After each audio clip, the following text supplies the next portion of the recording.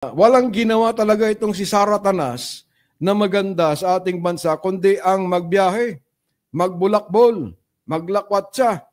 At ang mahirap pa dyan, ang masama po dyan ay sinisiraan niya ang ating bansa.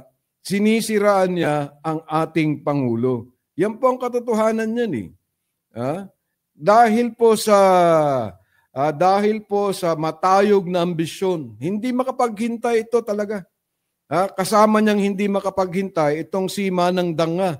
Sabagay, si Danga naman talaga kasi ay matanda na at tumatanda na. Gusto niya talagang makatikim. Gusto niya talaga na ayan po ay makatikim po ng pwesto sa gobyerno na hindi po senador. Ang talagang gusto niyan ay maging vice presidente rin.